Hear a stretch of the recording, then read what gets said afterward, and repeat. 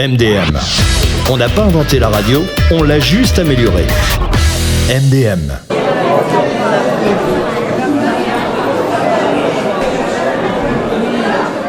Qui c'est qui a amené l'autre? Elle va pas vouloir, c'est moi qui l'ai emmenée. Ouais. Ouais. Vous lui avez dit tu vas adorer Carmen Maria Vega, tu connais pas? Je connaissais, je lui ai fait découvrir il y a 3-4 ans déjà. Nouveau spectacle, alors qu'est-ce qu'elle en a pensé? Ouais, trop bien. Hyper rock'n'roll par rapport à avant. Elle est plus déjantée qu'avant. Mais elle était déjà pas mal, mais là c'est encore plus. Et elle nous marche un petit peu sur nous les hommes, ça vous plaît ça aussi? Ça nous égratigne? Wow, pas plus que ça. Ouais. C'est bien mérité, non? Je veux. Bah ouais. J'ai beaucoup aimé, plein d'inventivité, toute la partie théâtrale en plus qui est bien travaillée, bien là. Et puis, je sais pas, elle embarque complètement le public. Fan de la première heure ou l'a connu après avec Je connaissais quelques morceaux, mais en vrai c'est encore mieux quoi. Les enfants, ça vous a plu vous? C'était super génial, mais après c'était un peu fort par contre. Bah c'était bien aussi, mais j'avais mal aux oreilles à un moment. La maman, elle a eu mal aux oreilles aussi? Absolument pas, ça décoiffe.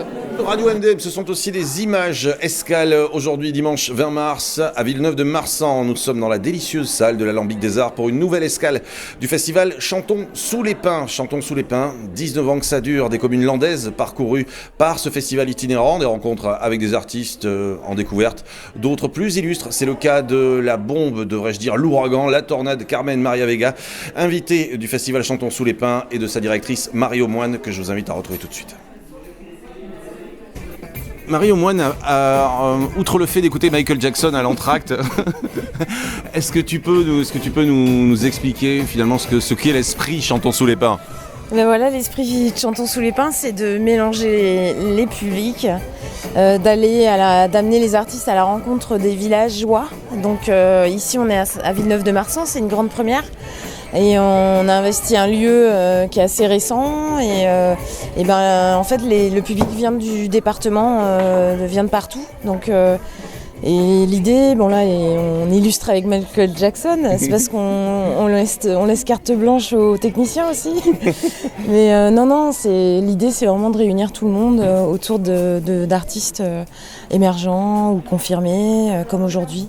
Et de faire rencontrer aussi ces artistes à des jeunes notamment. Il y a plein d'actions, on peut en citer plusieurs pendant tout un mois. Oui, tout à fait. Il y a plein d'actions qui ont été mises en place en amont, forcément, parce qu'il y a plein de choses qui se passent dès le mois de septembre et qui sont valorisées pendant le festival. Donc des actions d'écriture, des actions aussi au niveau de la musique amateur, qui reprennent des artistes qui viennent chanter sous les pins et qui ne connaissent pas. Donc l'idée c'est par ce biais-là de faire connaître aux familles les artistes qui vont venir dans le village. Donc de fédérer, de faire que ça bouillonne dans le village avant l'arrivée de l'artiste dans la programmation. Un petit mot Marie sur celle qui va se produire dans quelques minutes, Carmen Maria Vega. Carmen Maria Vega, pour rien te cacher, ça fait 6 ans que je voulais la programmer. Elle est un petit peu occupée aussi? Elle a été un peu occupée et en fait là c'est un chouette cadeau quoi. C'est-à-dire que c'est un nouveau duo qui est vraiment inédit en Aquitaine pour le coup, parce qu'il a été créé il y a quelques jours en fait. Et non, c'est chouette parce que c'est une manière aussi de se réapproprier son répertoire avec des nouvelles chansons. Et avec Kim, qui est un musicien assez surprenant et créatif, donc ça va être un beau duo. Et donc là on a un public qui est plutôt mélangé avec des gens qui ne connaissent pas du tout Carmen et qui viennent parce qu'il se passe quelque chose dans la commune, donc c'est super. Et après on a les abonnés du festival qui viennent parce qu'ils connaissent bien Carmen Maria Vega, parce qu'ils ont pu la croiser à Chanson et mots d'amour par exemple. Ouais. Et puis voilà, qui viennent redécouvrir sa nouvelle création. Carmen, oui, je disais un petit peu en off, moi j'ai découvert comme beaucoup de gens dans les Landes, du côté de Luxeuil, c'était il y a déjà 5-6 ans. Ça en est passé plein de choses depuis ma petite dame. Ça passe vite, dis donc, on a pris des rides, toi et moi. Ouais. Surtout moi. Oui. Ouais, il s'en est passé, ouais. C'était la tournée du 2e disque, si je dis pas de bêtises. Ah, c'était le premier, je crois. Ah ouais, c'était le premier. Ouais. Bien avant Paris, bien avant Boris Vian, bien avant... Ouais, t'as raison. Ouais, c'était la première tournée. Et effectivement, c'était peut-être même mon premier gros festival dans les Landes. Ouais. Les représentations sur tout ce qu'il y a eu entre Fais-moi mal Boris et Miss Tinguette, ça représente combien ? Alors, sur Boris Vian, il y a eu une 50 à 60 dates, je sais plus, sur un an, un peu moins d'un an, et Mistinguett a enchaîné quasiment. C'était collé même, en fait, j'ai fini la tournée de Boris Vian et j'avais commencé déjà à faire la promo de Mistinguett. Qui est une promo, tu sais, les promos de 6 mois en amont, avant même que le livret soit terminé, avant que l'album soit terminé, avant qu'on monte le spectacle, en ayant la promesse que ça va être super parce que je suis dedans, venez. Et Mistinguett, ouais, c'est 193 dates en un an et demi, ouais. Est-ce que t'as pas eu peur de t'enfermer un peu dans le... Voilà, que les gens disent c'est la fille de la comédie musicale ou du spectacle ou... Parce que ça étiquette beaucoup chez nous. Qu'est-ce qui étiquette pas, franchement. Le premier album, ils ont mis Piaf Manouche, ça m'a suivi, ça me suit encore de temps en temps parce que il y en a un qui regarde les trucs de presse et donc il te le ressort. Le deuxième album, vous n'avez pas peur de ce côté trop rock, toujours très difficile, de perdre votre public fidèle qui aime la chanson française.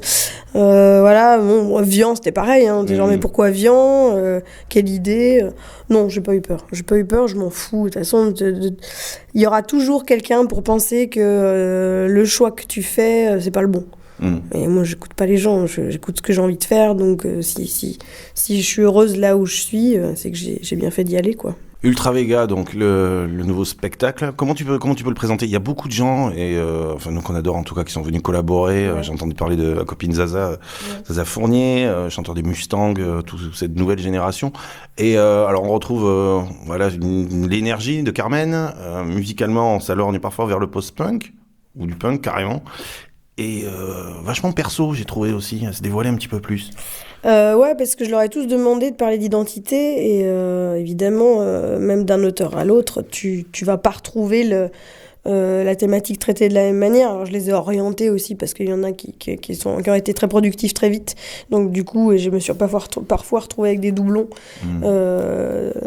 Donc, j'avais besoin d'ouvrir la thématique, pas que aux racines, pas que au voyage.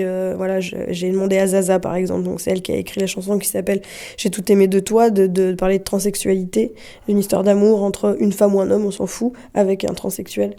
Transgenre et elle m'a écrit une des plus belles chansons de l'album, mais je suis hyper heureuse parce qu'en fait je dis une des plus, mais je les trouve toutes magnifiques, quoi. Il n'y en a pas une que j'ai pas choisie parce qu'elles m'ont ou émue ou touchée d'une manière ou d'une autre, et je crois que c'est la première fois où il n'y a pas une chanson que j'aime pas dans l'album. Voilà.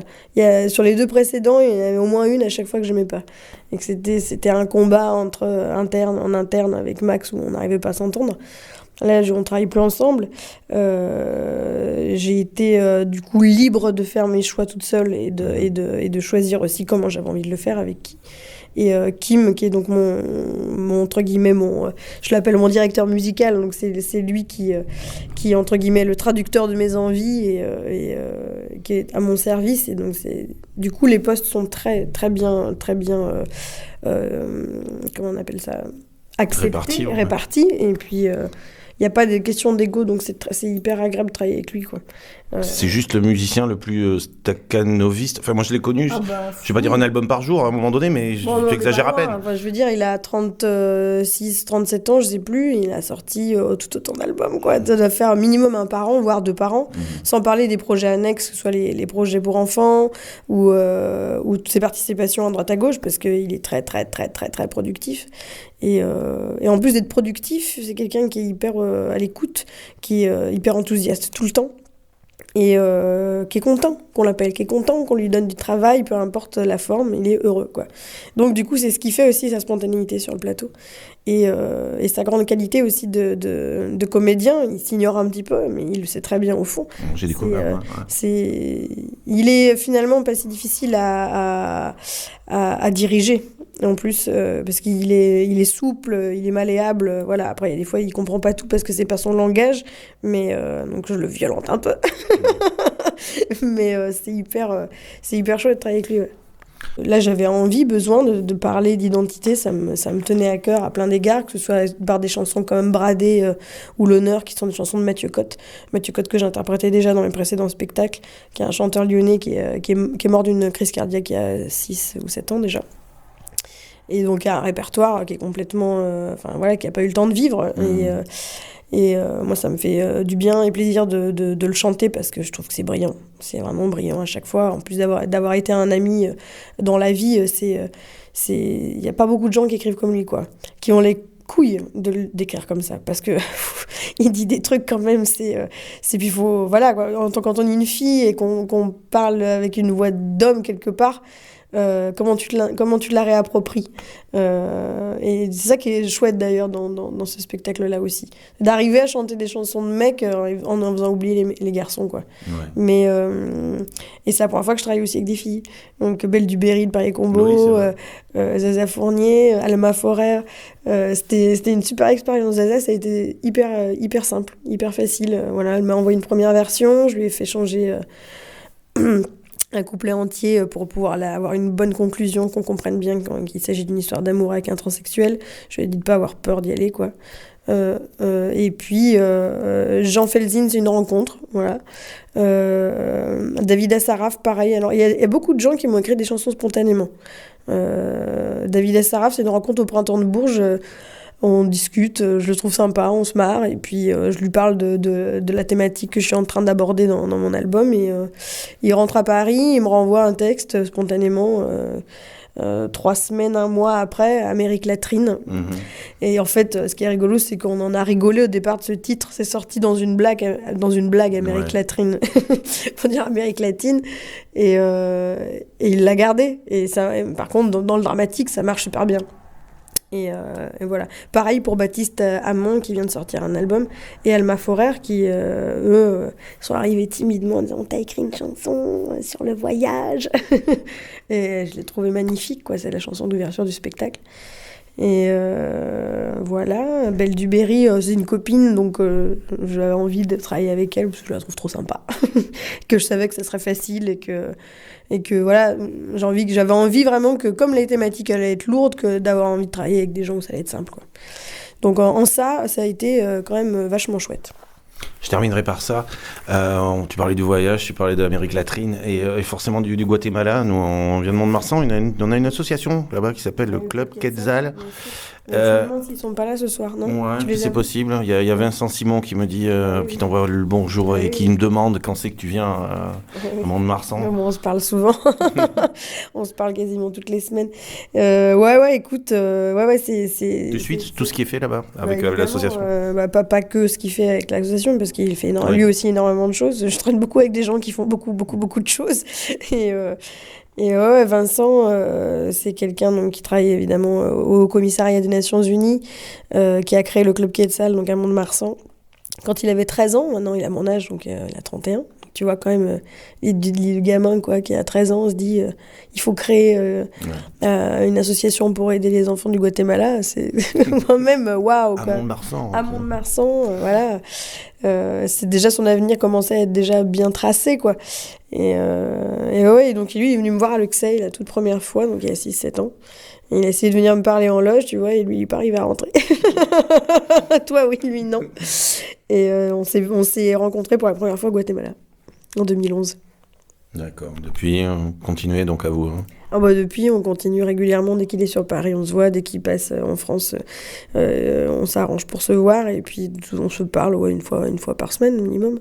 Donc, Carmen à Mont-de-Marsan, c'est jouable, tôt ou tard. Oui, après, tu sais, c'est pas moi qui décide, c'est toujours pareil. Hein, ça, c'est pour des problèmes de tourneur. Mm-hmm. On va les laisser faire. Ouais, qu'ils se débrouillent, merde. Ouais. Le festival Chantons sous les pins s'achèvera ce samedi 26 mars. Ce sera à Mugron, à la salle L'Agora, avec entre autres la venue du chanteur HK, accompagné de son nouveau projet, Les Déserteurs, pour des relectures avec un orchestre de musique Shahabi, de grands classiques de la chanson française, de Brel à Brassens, en passant par Ferré ou encore Renaud. Pour ce qui est de Villeneuve-de-Marsan, on se donne rendez-vous pas plus tard que la semaine prochaine sur Radio MDM pour les rencontres théâtrales des collèges et lycées des Landes, des ateliers, des stages de théâtre avec le concours et le soutien de la commune, de la communauté des communes de Villeneuve et du Théâtre des Demain.